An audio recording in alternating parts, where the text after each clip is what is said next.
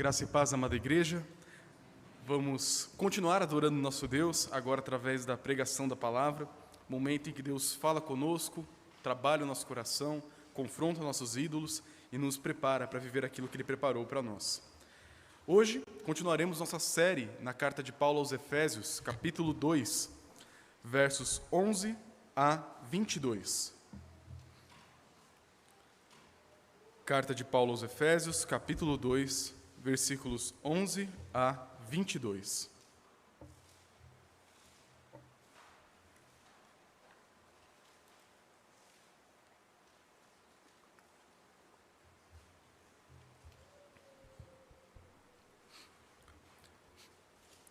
Assim nos diz a palavra do nosso Deus. Portanto, lembrai-vos de que outrora, vós, gentios na carne, chamados incircuncisão por aqueles que se intitulam circuncisos na carne por mãos humanas, naquele tempo estáveis sem Cristo, separados da comunidade de Israel e estranhos às alianças da promessa, não tendo esperança e sem Deus no mundo.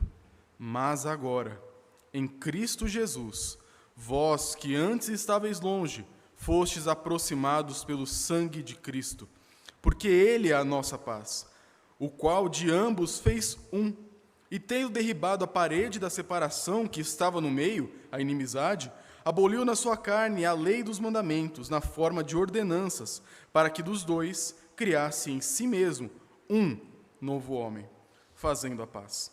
Reconciliasse ambos em um só corpo com Deus, por intermédio da cruz, destruindo por ela a inimizade, e vindo, evangelizou paz a vós outros, que estáveis longe, e paz também aos que estavam perto, porque por ele ambos temos acesso ao Pai em um Espírito. Assim, já não sois estrangeiros e peregrinos, mas concidadãos dos santos. Sois da família de Deus, edificados sobre o fundamento dos apóstolos e profetas, sendo Ele mesmo, Cristo Jesus, a pedra angular, no qual todo o edifício, bem ajustado, cresce para santuário dedicado ao Senhor, no qual também vós, juntamente, estáis sendo edificados para a habitação de Deus no Espírito. Vamos orar, pedindo que Deus os abençoe nesse momento também. Pai bendito, como é bom ler sobre Tua graça, ler sobre aquilo que o Senhor fez por nós e continua fazendo. Obrigado, Senhor, por tamanho amor, por tamanha doação, tamanha demonstração de toda a sua generosidade e bondade para conosco. E pedimos, Pai, que agora nesse momento de pregação da palavra, o Senhor trabalhe nosso coração, nos convença do pecado, nos convença da justiça do juízo, nos também equipe com a Tua palavra para que possamos viver vidas transformadas, vidas ressurretas, com o poder da ressurreição de Cristo. Pedimos isso, no nome dEle. Amém. Meus irmãos, muros são coisas reais. Até aqui acho que todo mundo concorda. Mas muros muitas vezes são utilizados para propósitos bem diferentes. Muros podem ser utilizados para nos proteger. Afinal de contas, essa talvez seja a melhor utilidade de um muro. Pense na Grande Muralha da China. Ela foi utilizada pelo Império Chinês, na Antiguidade, para se proteger das invasões dos hunos e de outros povos. Era um muro que preservou aquela nação, aquele povo, por vários e vários séculos. Pense, por exemplo, no muro da sua casa. Talvez ele não seja lá essas coisas. Talvez haja uma infiltração ali, aquela plantinha crescendo na beirada dele, e você tem que ficar um pouco preocupado. Mas aquele muro, por mais fraco ou mais capenga que ele possa estar, de alguma forma nos transmite uma segurança, nos traz um alívio, porque eu tenho uma separação entre aquilo que é precioso para mim e aquilo que está fora da minha casa. Mas muros também podem ser usados para o mal. Pense, por exemplo, no Muro de Berlim. O muro que separava a Alemanha Ocidental da Alemanha Oriental. O muro que separava leste e oeste, separava o mundo em dois grandes blocos. Um muro que durou décadas para ser destruído. Um muro que pessoas gastaram sua vida tentando superar ele, passar por ele, quebrar ele, pular sobre, cavar por baixo, de alguma forma para escapar das tiranias do que acontecia de um lado dele. Muros podem ser terríveis. Muros como aquele do Muro de Berlim trouxeram morte para várias e várias pessoas. Muros, por exemplo, agora não físicos, mas conceituais, separam seres humanos. Pense no racismo. Eu me afasto de pessoas porque têm uma cor de pele diferente da minha. Eu me separo de pessoas porque vieram de uma origem étnica diferente da minha. E por conta de uma divisão, uma diferença entre eu e o outro, eu agora tenho paz, através da separação que eu criei entre aquela pessoa. Uma paz terrível, uma paz que vem a custo de sangue às vezes. Uma paz que, na verdade, só demonstra o ódio que há dentro dos nossos corações. Toda e qualquer divisão entre pessoas, seja ela física ou seja ela conceitual, muitas vezes pode transmitir o ódio que há dentro de nós. E esse texto vai nos mostrar aqui Jesus, o grande quebrador de muros. Jesus que destrói aquilo que separa os homens, tanto de Deus como uns dos outros. E onde isso está no texto? O texto vai mostrar para nós, em 3 momentos dele, o que Deus fez em Jesus Cristo para nos reconciliar, primeiro, com Ele, depois, com o outro, e depois, o que eu faço agora que eu fui reconciliado, agora que eu estou unido em um Espírito, em um corpo, em um só Senhor. Então, nós olharemos esse texto, aquilo que Deus tem para nós, que é nos mostrar que em Jesus Cristo nós somos reconciliados com Deus, com o próximo, e temos uma nova vida. O texto começa, versículos 11 a 13, mostrando o nosso estado antes de sermos unidos. Nas últimas pregações, eu tenho falado para os irmãos que a igreja de Éfeso era uma igreja mista. Porém, naquela mistura de povos, judeus e gentios, a maior parte eram de gentios. A maior parte daqueles que estavam naquela igreja, e foi formada por Paulo por alguns anos de trabalho, eram pessoas que vieram de um contexto pagão. Pessoas que adoravam Diana, que viviam em Éfeso, falavam grego, e não tinham todo aquele arcabouço do Antigo Testamento no seu coração. Eram pessoas que viviam em um outro mundo cultural. E Paulo vai falar agora para essas pessoas que eram a maioria na igreja, e sofriam uma certa dificuldade com os judeus que faziam parte dela também, qual que era o estado deles antes de Cristo. E ele começa dizendo: portanto, lembrai-vos de que outrora vós, gentios na carne, chamados incircuncisão por aqueles que se intitulam circuncisos, na carne por mãos humanas, naquele tempo estáveis sem Cristo, separados da comunidade de Israel e estranhos às alianças da promessa, não tendo esperança e sem Deus no mundo. Paulo começa a mostrar o estado terrível do homem sem Deus. E isso ele já fez na passagem do domingo anterior, e Paulo sempre faz isso, para mostrar para nós a necessidade da graça. Tem muita gente que se acha boa demais, que Jesus é apenas um mero detalhe colocado na sua vida que já era muito boa, muito perfeita. Pessoas que confiam em si mesmos para alcançar o céu.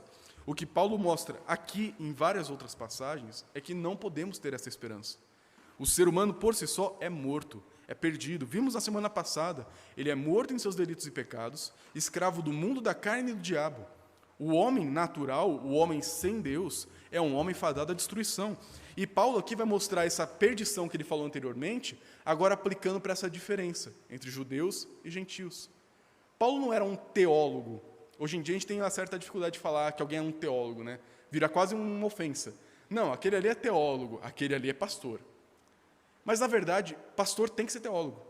Nem todo teólogo tem que ser pastor, é certo. Mas todo pastor tem que ser um teólogo. E Paulo era os dois. Ele era um grande mestre, como estamos vendo pelas manhãs em Atos, mas ele também era um pastor. Ele instruía e trabalhava os problemas da sua comunidade. Essa igreja em especial foi fundada por ele. Ele gastou anos da sua vida em Éfeso, conhecia muitas daquelas pessoas pelo nome e conhecia suas dificuldades. Ele tinha correspondência. E agora, na prisão, o pastor Paulo, distante da igreja que fundou, está preocupado com os problemas de lá. Ele quer resolver os problemas por meio da palavra de Deus. E por isso que ele fala: vocês que são gentios, vocês que ouviram o evangelho através de mim, vocês que nunca participaram do povo de Israel, vocês que nunca puderam adorar o Senhor no templo em Jerusalém, vocês que nunca foram circuncidados, vocês que nunca guardaram o Shabá, vocês que nunca viveram aquela vida de judeu, vocês que hoje na igreja são desprezados, são tratados como crente de segunda categoria, vocês que hoje estão sofrendo inimizades no povo de Deus, por causa dos judeus que estão na cidade também estão causando tumulto contra a igreja, vocês que antes estavam longe, agora foram trazidos para perto.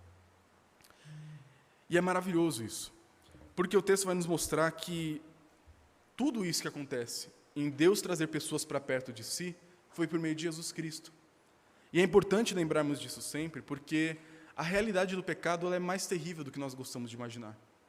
Nós temos a tendência, como eu já disse, de pular rapidamente do pecado para a graça. E esquecemos de entender bem qual era a nossa situação sem Jesus.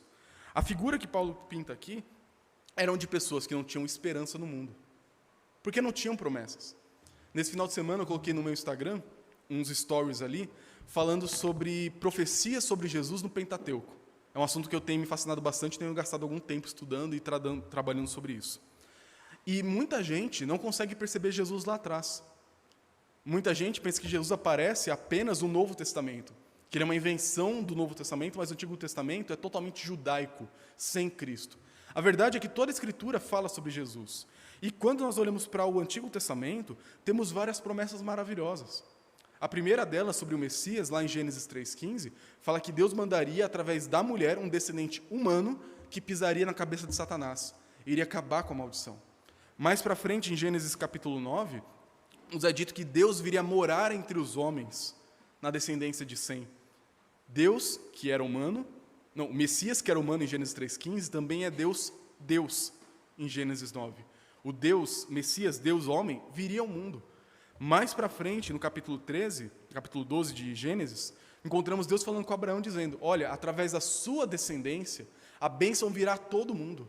Através da descendência de Abraão, o Messias, que seria homem, que seria Deus, e que esmagaria a cabeça da serpente, viria através daquela família para espalhar a sua bênção e luz a todas as nações, coisa que lemos em Isaías agora na liturgia.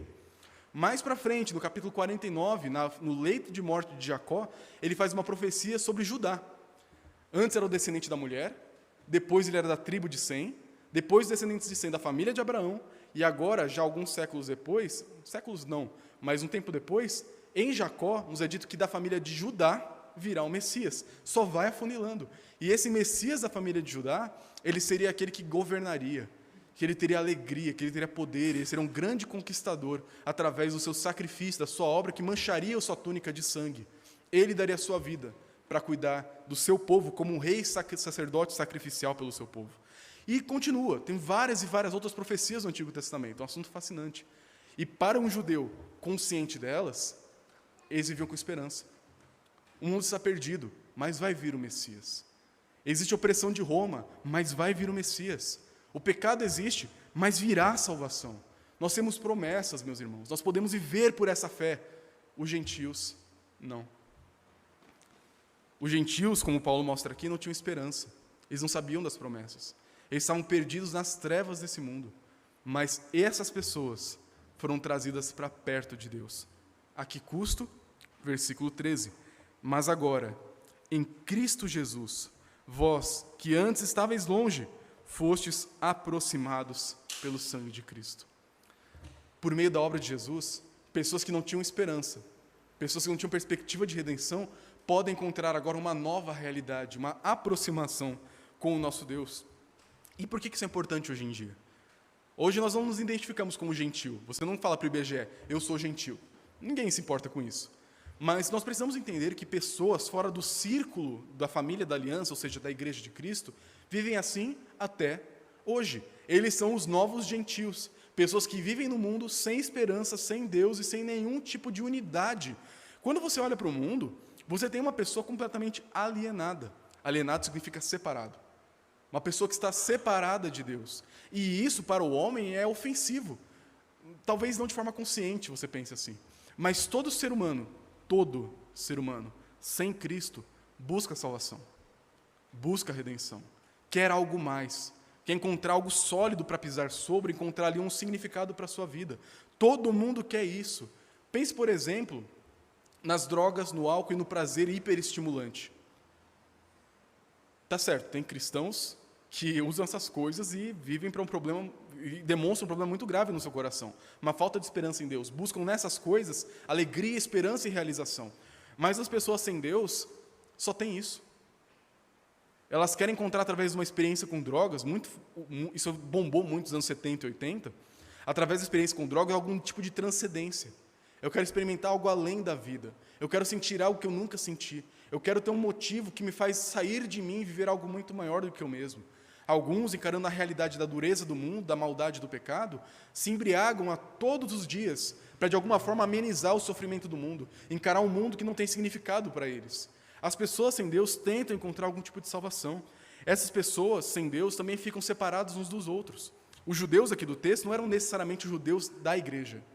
Aqueles estavam sendo trabalhados já pela graça. Mas existiam judeus em Éfeso que causavam muito problema para a igreja. Esses eram circuncisos por mãos humanas. Essa expressão é bem pejorativa no Antigo Testamento.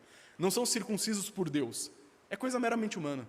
Pessoas que têm uma carteirinha de religioso, mas não vivem a fé de verdade. Então Paulo mostra aqui no texto, que pessoas sem Deus vivem em conflito umas com as outras. Olhe para o mundo, olhe para a história da humanidade. Quantas guerras não acontecem? Quanto racismo, misoginia, xenofobia e tantos crimes contra a humanidade são cometidos à torta e à direito. Quantas pessoas se orgulham de não ser como outras? Quantas pessoas têm orgulho de ter uma cor de pele diferente de outras? Quantas pessoas não dão oportunidades para outras por conta de sua origem, país, etnia ou cor de pele? Tudo isso vem do pecado. O racismo é pecado, misoginia é pecado, xenofobia é pecado. Todas essas coisas são pecado porque elas nos separam uns dos outros. E quando nós olhamos para Cristo, nós vemos nele uma nova realidade. Uma realidade em que homens são unidos uns com os outros por meio dele e homens são unidos com Deus por meio dele. Sem Deus, as pessoas não têm nada. Sem Deus, as pessoas buscam salvação por meio de obras, salvação por meio de experiências, fuga da realidade e problemas uns com os outros. Esse é o mundo que vivemos. Mas a beleza que há na palavra de Deus é que essa não é a palavra final. Por meio de Jesus, pessoas perdidas, como os gentios naquela época, os judeus rebeldes naquela época, hoje podem encontrar esperança em Jesus. Eu não sei se é a sua situação.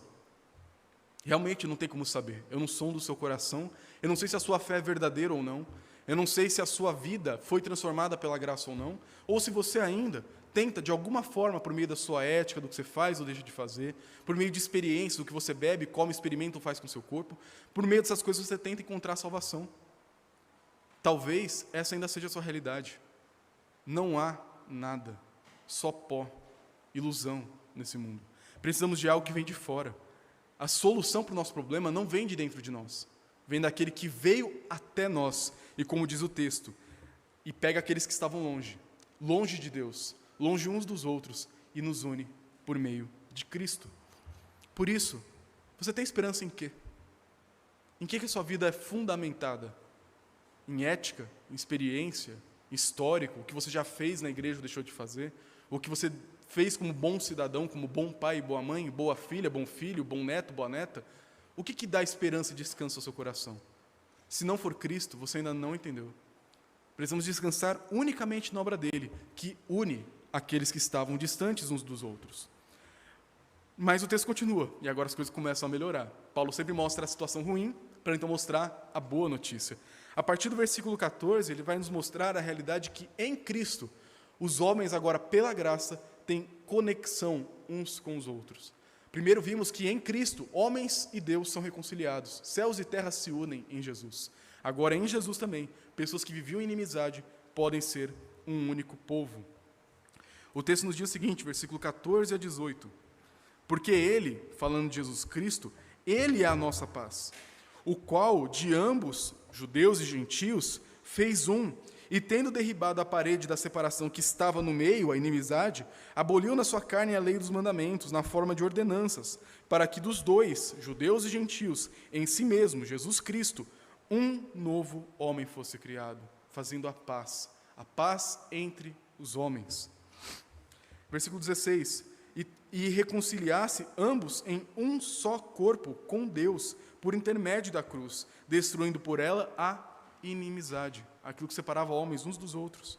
E vindo Jesus Cristo, evangelizou paz a vós outros, que estáveis longe, gentios, e paz também aos que estavam perto, os judeus que creram no Messias, porque por ele, Jesus Cristo, ambos, judeus e gentios, temos acesso ao Pai em um Espírito.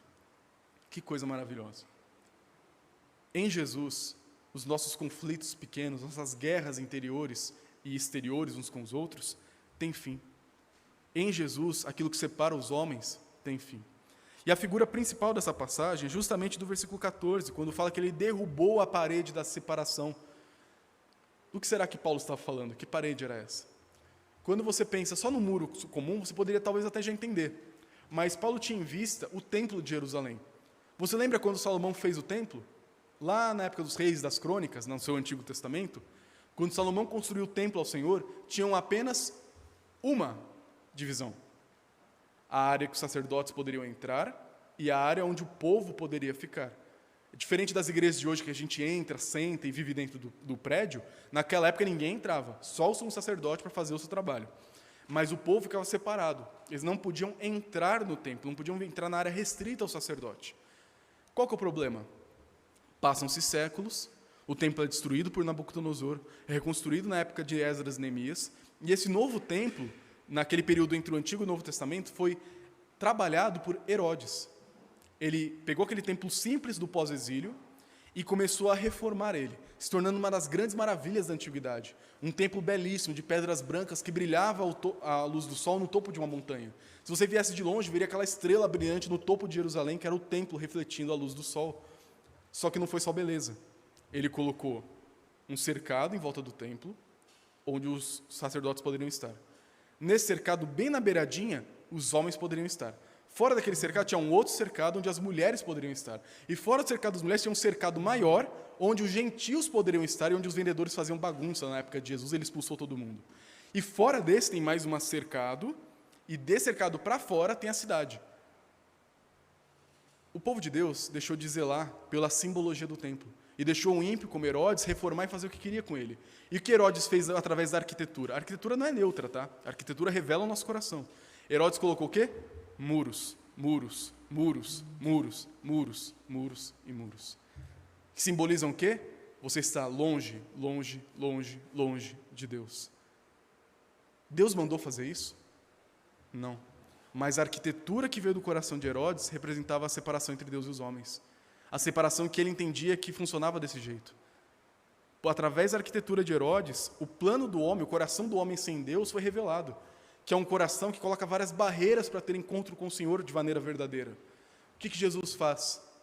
Ele derruba todas as muralhas.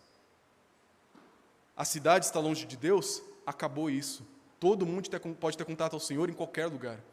Os gentios só podem ter contato até aqui? Acabou isso. Gentios podem vir até mim. As mulheres eram separadas dos homens em um grau inferior? Acabou isso. Em Jesus Cristo, homens e mulheres igualmente têm acesso a Deus. Então só o sacerdote pode entrar. Em Jesus Cristo, todos nós somos sumos sacerdotes. Todos nós podemos entrar no Santos dos Santos através de Cristo Jesus e ter intimidade profunda com Deus. Em Jesus, a arquitetura demoníaca desse mundo é destruída. O templo de Jesus, que ele falou que ele construiria no seu próprio corpo, é um templo imaterial. Quer dizer, de certa forma é material, mas não é como nós imaginamos uma construção. Ele fala para aqueles homens, destruam o templo e em 3 dias o reedificarei. Eles pensaram, você está louco. Nós estamos há mais de 50 anos edificando isso aqui, como é que em 3 dias você reconstrói? Ele falava do quê? Do seu corpo. E como lemos na liturgia em 1 Coríntios, nós temos em Jesus essa unidade. Em Jesus, nós agora somos esse corpo espiritual de Cristo. Em Jesus, eu tenho agora comunhão com Deus, como a minha mão tem comunhão com o meu antebraço. Eu tenho essa conexão, uma comunicação orgânica. Você não vê uma linha costurando meu pulso no meu braço. É ligado, é parte uma coisa da outra. O nosso corpo, mesmo que você tenha sofrido um acidente, tenha que ter tido amputado alguma parte do seu corpo fora, às vezes isso acontece nessa vida, depois que é costurado, o que acontece? Se funde, vira um só corpo. Em Jesus, nós não somos o monstro do Dr. Frankenstein. Não somos partes completamente separadas, juntadas de qualquer jeito e de alguma forma acabando no certo. Não. Em Jesus, por meio da fé, todos nós que estávamos mortos em delitos e pecados, separados uns dos outros, nos odiando por raça, cor, gênero, o que for, fomos unidos em Cristo. Por meio do que Jesus fez, não há mais separação entre os homens. Quem sou eu para falar para o meu irmão, você não tem tanto acesso a Deus quanto eu? Não temos isso. Em Jesus, a nossa conexão é orgânica. Com Ele, como já vimos, mas também uns com os outros. Por meio de Jesus, as separações entre os homens têm fim. Por meio de Jesus, racismo tem fim. Por meio de Jesus, toda desigualdade tem fim. E por que isso é importante de ser lembrado? Primeiro, porque, que privilégio. Eu sou um com Deus. Eu estou unido de maneira viva com Ele, igual meu corpo está ligado em suas partes com Ele. O sangue dEle corre em minhas veias. A vida dEle flui em minha vida. A bênção da vida ressurreta de Cristo é experimentada no meu corpo mortal. A vida que hoje eu tenho na carne é vivida pela fé em Jesus Cristo, porque eu estou intimamente e profundamente ligado com Ele. Mas não só com Ele. E aqui está a grande necessidade desse texto para a igreja de Éfeso e para você hoje. O texto fala de pessoas. E a igreja evangélica brasileira e americana tem um problema seríssimo com isso. Nós aprendemos o quê? Salvação é individual. Eu vou para a igreja para quê? Para eu adorar a Deus, para que eu agradeça a Deus, para que eu louve a Deus. Nossa, Deus tem sido tão bom para comigo. Eu tenho que ir lá, para mostrar o meu pedido, o meu motivo, a minha vida diante do Senhor. Não é assim que funciona. A salvação envolve indivíduos, é verdade, mas a salvação é coletiva. Jesus veio para salvar um povo, para nos tornar a sua família. O ato de vir ao culto não é um ato que você faz individualmente. Quando você faz isso, tem que fazer por todo mundo que está aqui e não está aqui. Quando você vem adorar a Deus e canta e a sua voz é ouvida por quem está do seu lado, a gente fica até com um pouco de vergonha às vezes, nessas horas você está vivendo a vida que Deus quer que você viva. Deus não nos salvou para vivermos separados em casa. Ele nos fez para vivermos unidos em comunidade. Por isso que as transmissões hoje são uma bênção para aqueles que não têm condições de vir à igreja. Mas se temos condições de vir à igreja e por falta de esforço, de prioridade, de zelo, não estamos aqui, nós estamos pecando contra Deus e contra o nosso irmão. Eu estou mostrando para o meu irmão, eu não preciso de você. Jesus fala que nós somos unidos como um corpo, mas eu não preciso da mão, eu não preciso do pé, eu não preciso da orelha. Paulo fala isso lá no restante do texto que nós lemos na liturgia. A mão pode falar para a orelha, não preciso de você, ou o pé pode olhar para o corpo e falar, não preciso de você, me viro bem sozinho? Não. Mas quando deixamos de frequentar os cultos em comunidade, é isso que estamos falando com a nossa atitude. Quando nós deixamos de ter a nossa visão coletiva, que a minha participação na adoração pública a Deus é algo que eu faço em comunidade, eu começo a ver uma vida egoísta. Nossa, mas eu não sou egoísta. Você pode falar isso, mas a sua atitude demonstra o contrário. A nossa prática, assim como a arquitetura de Herodes, transparece o nosso coração. Se a sua visão é individualista no culto, é porque você ainda não entendeu o que Deus fez por você. Ele te salvou para ser povo, família, corpo, sempre no coletivo. Por isso, viver em união física, presencial com os irmãos é algo fundamental para a igreja. Ele não escreveu isso aqui e mandou no WhatsApp para membros separados em cada um dos seus lugares. Ele mandou uma carta para um lugar, que ele sabia o endereço, porque lá naquele lugar, um grupo de pessoas se reunia para adorar o Senhor. Paulo não manda cartinhas individuais, ele manda para igrejas. Isso está tão explícito no Novo Testamento que a gente se desacostuma. É igual um peixe no meio da água. Ele não sabe que ele está molhado, porque ele está imerso naquilo. Quando olhamos para essa ideia de comunidade, do contexto coletivo da salvação e da nossa vida como família da fé, isso é tão água para nós como é água para o peixe. Está em todo lugar no texto bíblico. Mas a nossa cultura moderna é individualista.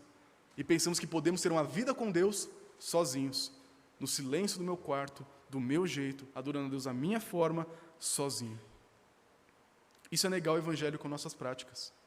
Jesus te salvou para viver em comunidade. Ele acabou com todas as separações que existiam entre você e o próximo. Por meio de Jesus, no final do versículo 15, ele nos fez um novo homem.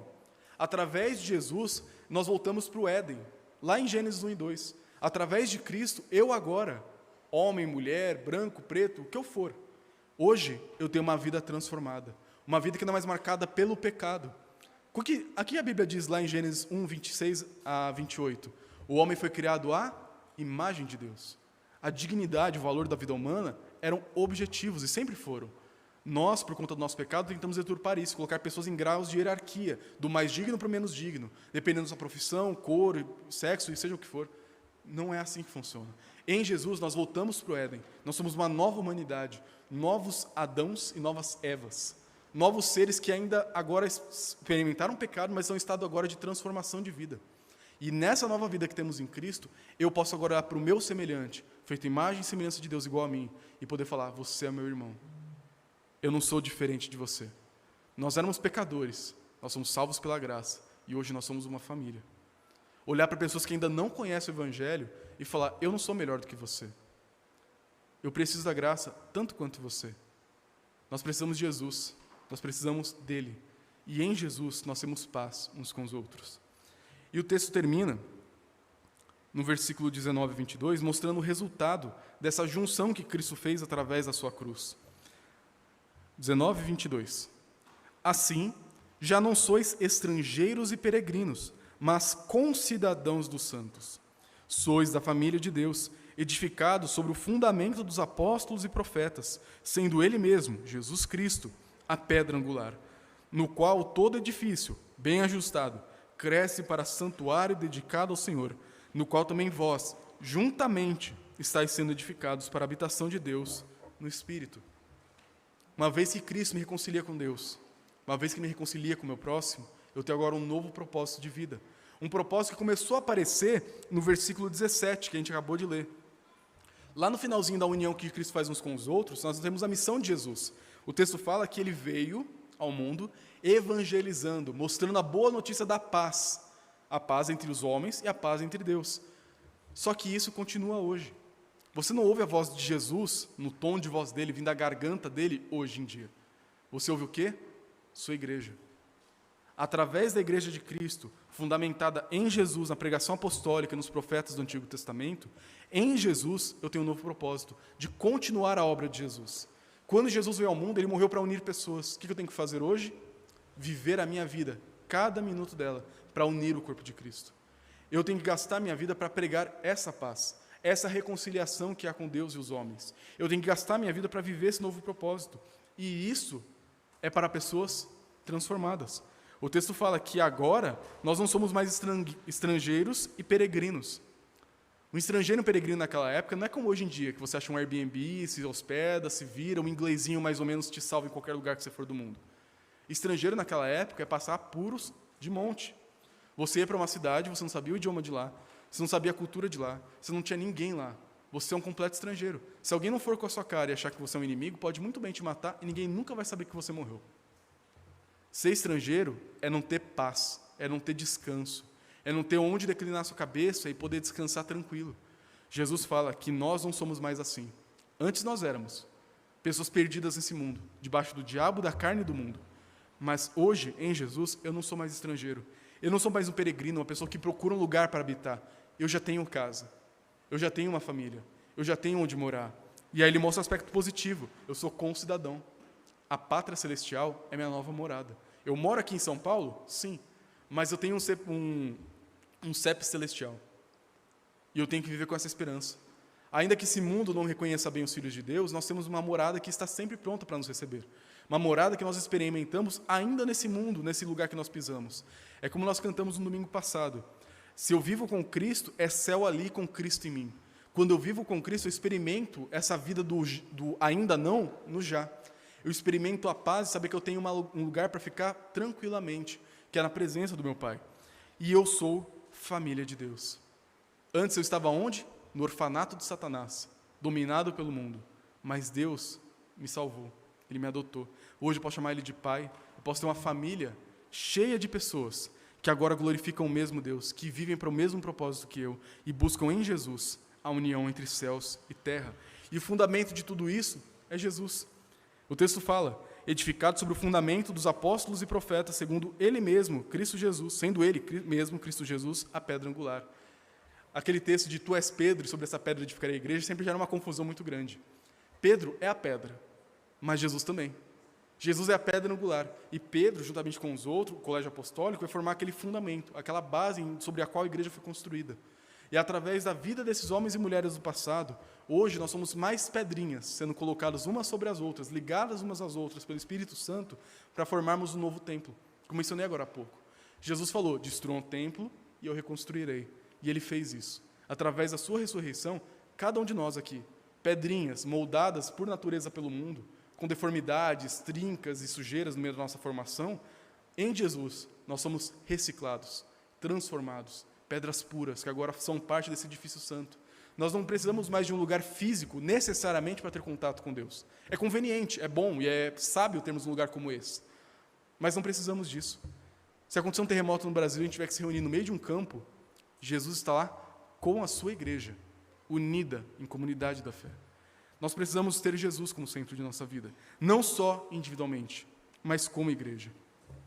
Então o texto, meus irmãos, concluindo aqui, ele fala justamente sobre essa reconciliação cósmica, a reconciliação entre Deus e os homens, a reconciliação entre homens e homens, e um novo propósito que agora que nós estamos reconciliados temos para a nossa vida, que é falar dessa reconciliação para aqueles que ainda não foram unidos, para aqueles que ainda estão longe, aqueles que ainda não experimentam o benefício e a graça que é estar unidos a Cristo Jesus. E eu quero terminar com duas aplicações. Em primeiro lugar, você já foi unido a Cristo Jesus? Eu disse no começo e repito, eu não sei o seu coração. Você pode ser uma pessoa religiosa, no mau sentido da palavra, cheio de costumes, éticas e crenças que, na verdade, não mudaram seu coração ainda. Você precisa de Jesus.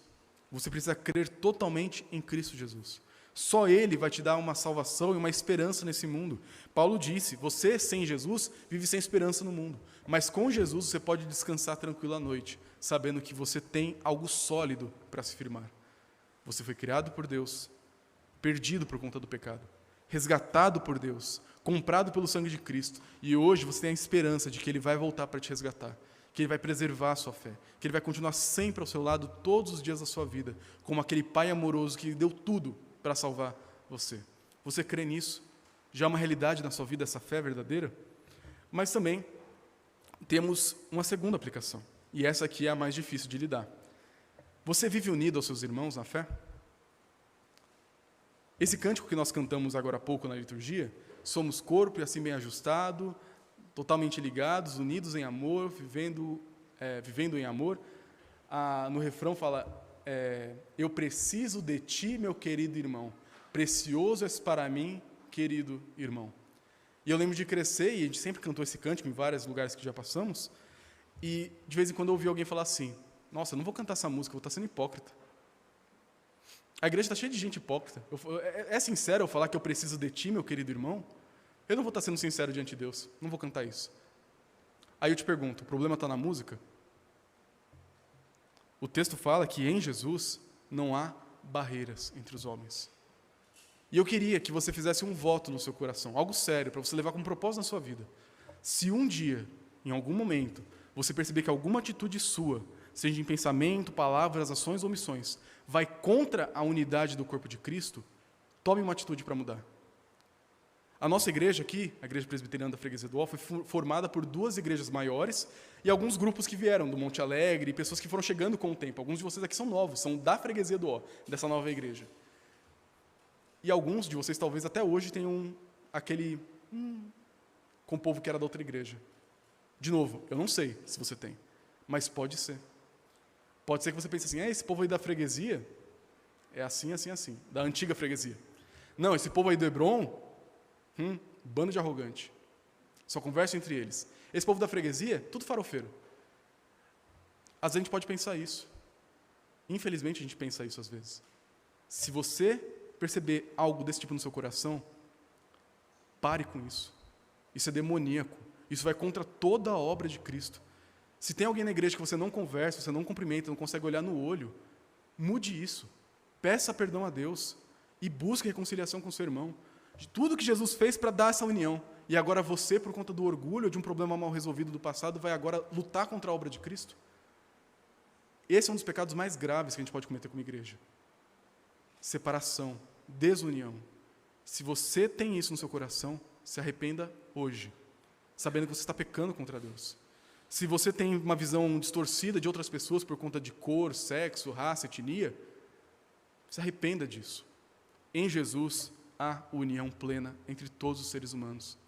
Em Jesus todos nós somos iguais, todos nós somos família de Deus. Por isso, viva assim, se arrependa e lute por uma igreja cada vez mais unida. O nome dessa série não é por acaso, é Unidos. Unidos na fé, unidos ao Pai, unidos a Cristo, unidos ao Espírito, unidos em oração, unidos na salvação, unidos uns aos outros, e seremos unidos até o fim de Efésios e em outras séries também. Nós temos que buscar união. Não foi por acaso que eu escolhi esse tema. A Igreja de Cristo tem que viver unida.